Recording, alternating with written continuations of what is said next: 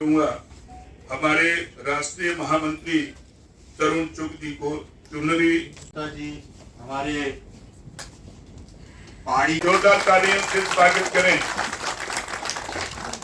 ये सभी लोग माननीय देश के प्रधानमंत्री जी और जो माननीय देश के प्रधानमंत्री जी ने पूरे देश में और हर प्रांत में और खास करके दूर दराज रहने वाले अंत में जो हमारे गरीब हैं, बहुत सी योजनाएं जैसे जल मिशन योजना जो जाति का दामन थामा है, इसलिए मैं इनके साथ हैं। बिलावर से, ये बिलावर म्युनिसिपैलिटी में काउंसलर हैं और इनके साथ हमारे जो दामन इन्होंने थामा है भारतीय जनता पार्टी का जो कार्यशाली है, भारतीय जनता पार्टी की बेशुमार स्कीमों को देकर इन्होंने भारतीय जनता पार्टी का दामन थामा है। खान जी, सुशील कुमार जी, अफजल खान जी, विजय सिंह जी, हंसराज जी, फारूक जी, हंसराज जी, देशराज जी, संदीप सिंह जी, मनीष ठाकुर जी, अभी शर्मा जी, ममता देवी जी, वाइस कोशल सिंह जी, ये सेक्रेटरी हैं, ये भी मंच पर आए, और अभी केवल सिंह जी, मनीष टंडन जी, शौकत अली जी, मुकेश कुमार जी, मातरम मातरम वंदे मातरम, मातरम मातरम वंदे मातरम। स्वागत करता हूं और इनसे निवेदन करता हूं कि पूर्ण समर्पण भाव से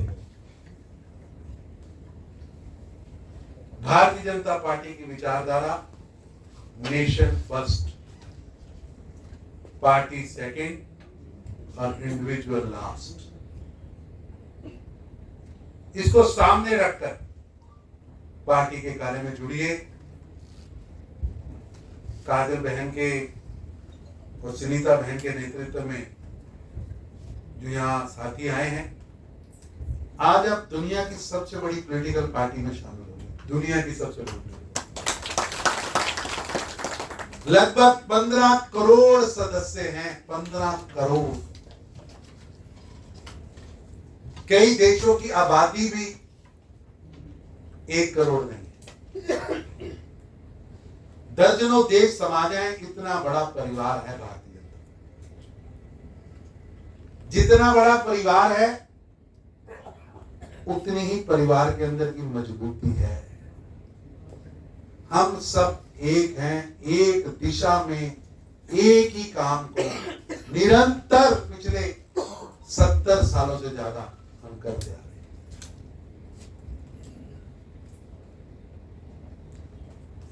मेरा सौभाग्य है कि मैं पार्टी के काम के लिए लगभग सारे देश में जाता हूं। दक्षिण हो, पूरब हो, पश्चिम हो, उत्तर हो, सारे देश में मेरा जाना होता रहता है।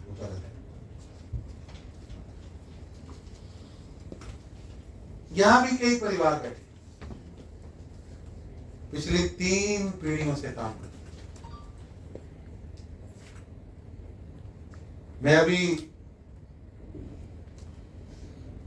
पार्टी के एक वरिष्ठ कार्यकर्ता, वो जी क्या नाम था,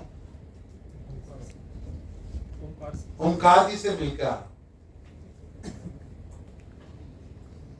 95 ईयर्स आयु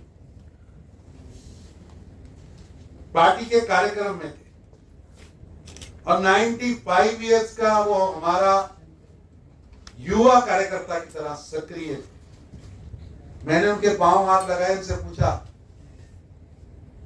ओंकार जी कब से है? शोर था, लेकिन उन्होंने बोला 1946 से।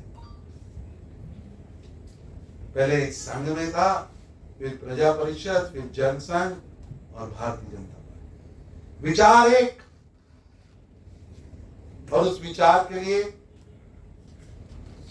75 साल से ज्यादा हो गए तपस्या करते हैं। यहां कई परिवार बैठे, मैं जानता हूं। पूज्य प्रेमनाथ डोगरा जी के परिवार से आज मेरी दीदी यहां बैठी। कितना लंबा संघर्ष। एक एक कार्यकर्ता का मैं नाम ले सकता हूं कि उनकी पीढ़ियों ने काम किया है और अगली पीढ़ी भी तैयार है।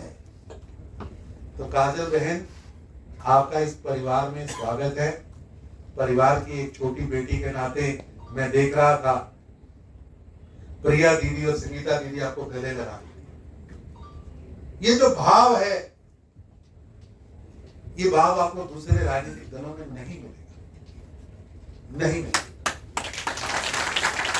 दूसरे राजनीतिक दलों में जो ट्रेन में बैठा है वो बाहर वाले को कहता है अंदर जगह नहीं है और अंदर पूरा डिब्बा खाली है ना, खाली।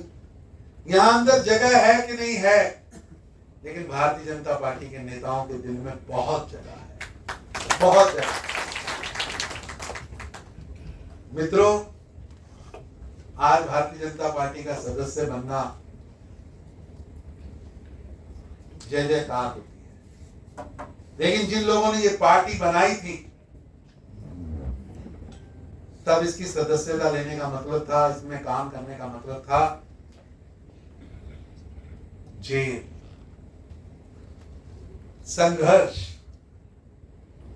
लड़ाई, सरकार का दमन सहना पड़ता, घरों की कुर्कियां होती,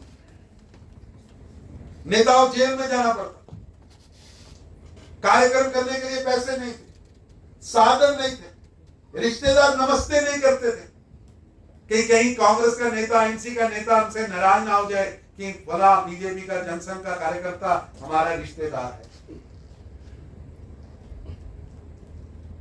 आपातकाल का वो दौर जब लोकतंत्र की हत्या हो रही थी तो सभी पॉलिटिकल पार्टियां कांग्रेस की झोली में बैठी थी। मेरे को याद है पूज्य जयप्रकाश नारायण जी के नेतृत्व में भारतीय जनता पार्टी ने देश की आजादी के बाद, देश के अंदर लोकतंत्र की आजादी के लिए, देश के संविधान की रक्षा के लिए सबसे बड़ा आंदोलन चला। निवेदन करूं कि 18 महीने जेल रहने वाले और लगातार पार्टी में जिन लोगों ने जेलें ली, स्वीकार की, माथे पे तिलक लगाकर आरती करके जिन परिवारों ने अपने बेटों को भेजा कि जाओ इस संघर्ष में देश को बचाओ। 1948 का कबायली हमला हम भूल नहीं सकते, 47 का संघर्ष भूल नहीं सकते। जब पाकिस्तान से कोई हमला कर रहा था तो जनसंघ के कार्यकर्ताओं ने हाथों में हथियार लेकर अपनी सेना के साथ मलम लेकर, दवाई लेकर साथ दिया था। जो जहां खड़ा था वो तिरंगे की रक्षा के लिए काम करता। और मुझे सचमुच अध्यक्ष जी, जेल में पार्टी का बहुत काम किया है, बहुत करना है, लेकिन मैं जम्मू कश्मीर के अंदर जब आता हूं भाव बदल जाता है कि देश की आजादी के बाद, आजादी से पहले तो समझ आता है कि तिरंगा लेकर चलते तो अंग्रेज की गोली चलती थी, वंदे मातरम कहता था तो गोली लगती थी।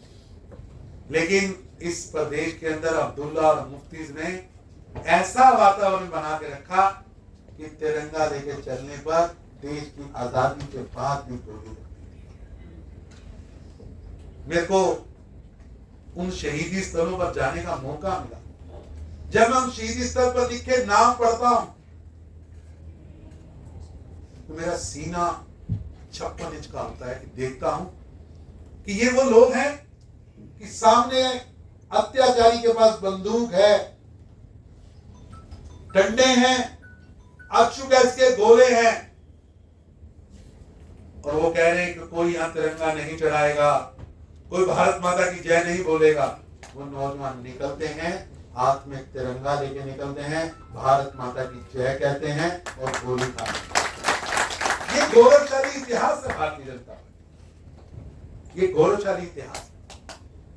जब तक टीकालाल टिप्पू जैसे भारतीय जनता पार्टी के वरिष्ठ नेता कश्मीर की धरती पर थे तो वहां पाकिस्तान जिंदाबाद का नारा नहीं लगा। आतंकियों को भी पता था कि टीकालाल टिप्पू को, जब तक टीकालाल टिप्पू को शहीद नहीं करेंगे यहाँ पाकिस्तान का मंसूबा कामयाब नहीं होगा। और मेरे मित्रों, ये वो भारतीय जनता पार्टी ने जिसने जम्मू कश्मीर के आंदोलन को लड़ा नहीं, जम्मू कश्मीर के आंदोलन को जिया है। इन परिवारों ने जिया, इसलिए आप आए हैं, आपका स्वागत है। आइए कदम से कदम मिलाकर हम सब भारत के नागरिक, जम्मू कश्मीर के नागरिक, देश को ताकतवर बनाने के लिए राष्ट्र प्रथम की सोच को लेकर आदरणीय प्रधानमंत्री श्री नरेंद्र मोदी जी के नेतृत्व में अपनी पंच निष्ठाओं पर पहरा देते हुए देश को आगे ले जाने के लिए काम करेंगे। आप सबका स्वागत है। देश आगे बढ़ रहा है, इस गति को और आगे बढ़ाने के लिए और लोगों को जुड़ना होगा। भारतीय जनता पार्टी केवल एक राजनीतिक दल नहीं है, एक संगठन नहीं है, एक परिवार ही नहीं है, ये एक आंदोलन भी है। भारतीय जनता पार्टी एक आंदोलन है, एक क्रांति की ज्वाला है जो राष्ट्र प्रथम को सामने रखकर लगातार निरंतर 3 पीढ़ियों से कार्य कर रही है। ये ज्योति आगे बढ़ती रहे, एक से एक दीप जलता रहे और मेरे देश का नाम रोशन होता रहे। आप सबका भारतीय जनता पार्टी में आने पर बहुत बहुत स्वागत है। धन्यवाद। नीतियों से प्रेरित होकर उन्होंने भारतीय जनता पार्टी का दामन थामा। कुछ दिन पहले एक रियासी से ओबीसी नेता भारतीय जनता पार्टी के साथ जुड़े थे उन्होंने, और वैसे ही विचार आज काजल राजपूत जी ने भी कहे कि कांग्रेस की नीतियां एक ऐसी नीतियां थी जिन्होंने हमेशा से भ्रष्टाचार को जन्म दी। कोई भी ऐसा ईमानदार कार्यकर्ता, ईमानदार लोग जब उस पॉलिटिकल पार्टी से जुड़ते थे तो उनको लगता था कि उनका दम घुट रहा है। भ्रष्टाचार को बढ़ावा और हमेशा भ्रष्टाचार की बात करना, कभी नीतियों के ऊपर बात नहीं। कांग्रेस हमेशा भ्रष्टाचार की जर्नी रही है और जब जब कांग्रेस आई है हमेशा से भ्रष्टाचार आया। कभी इच्छा शक्ति नहीं थी उनके नेताओं में कि वो देश के दुश्मनों का सामना कर सके। 26/11 हम सब जानते हैं, 2008 का वो वाकया। मुंबई में 10 टेररिस्ट ने अलग अलग ठिकानों के ऊपर हमले किए। 2 बड़े होटल चुने, ओबराय और ताज। जर्मन बेकरी, एक छोटा सा रेस्टोरेंट जहां पर मेजॉरिटी में लोग जो थे शाम को कॉफी पीने आते थे। Railway station. और आप समझ सकते हैं कि इन सभी वाक्यों में उन 10 आतंकवादियों ने 160 हमारे लोगों को मार गिराया, उनकी शहादत। आप सोचिए 160 लोगों की शहादत। लेकिन कांग्रेस की नीतियां क्या थी कि पाकिस्तान को नाराज नहीं करना है और भारतीयों को समझाना है। यही नीति कांग्रेस की हमेशा से रही। हम सब जानते हैं कि उड़ी का वो वाकया जहां पर हमारे सैनिकों की शहादत हुई थी, पुलवामा का वो अटैक जिसमें हमारे सुरक्षा बल के सैनिक जो थे वो शहीद हुए थे, और पहलगाम का वो वाकया जहां पर धर्म पूछकर निहत्थे लोगों की जो थी वो हत्या की गई। 26 लोगों को जो था वो शहीद किया गया। हर बार देश के प्रधानमंत्री जी ने कहा कि इनकी शहादत बेकार नहीं जाए। पाकिस्तान में घुसकर हर मरले के ऊपर, चाहे वो पहले सर्जिकल स्ट्राइक थी या बालाकोट के ऊपर हमारी इंडियन एयरफोर्स द्वारा आक्रमण, और ये जो अंतिम पहलगाम के विषय को मैं लेकर बात कर रहा हूं, आप मानकर चलिए कि 90 घंटे से भी कम समय में पाकिस्तान जो था वो घुटनों के बल आए। यही नीतियां थी, यही नीतियां उस समय कांग्रेस की नीतियां अगर अच्छी होती तो शायद देश को ये दिन देखना नहीं पड़ता। लेकिन कांग्रेस ने हमेशा से देश के अहित में काम किया। उसी से दुखी होकर लोग और कार्यकर्ता जो आ रहे हैं वो चाहते हैं नरेंद्र भाई मोदी जी के नेतृत्व में देश आगे बढ़ रहा है। 11वीं से 4थी पायदान पर पहुंचना और उसके बाद 2047 में एक विकसित भारत की कल्पना, देश अग्रसर है, ऐसी नीतियों से प्रसन्न होकर सम्मान है, इस सम्मान के साथ जो जीना चाहता है वो उस पॉलिटिकल पार्टी में नहीं रहना चाहता। आज उस पॉलिटिकल पार्टी को तिलांजलि देते हुए, छोड़ते हुए उन्होंने भारतीय जनता पार्टी का दामन थामा है। मेरा धन्यवाद करती हूँ जिन्होंने हमें मौका दिया संगठन में जुड़ने का और काम करने का। आपसे इतना ही वादा करूंगी कि अपने लोगों के लिए, अपने देश के लिए पूरी एक निष्ठा से, मेहनत से काम करेंगे, लगन से काम करेंगे और जो भी हमारी बनी की जितनी भी टीम है उनसे मिलकर संगठन को मजबूत करने की कोशिश करूंगी।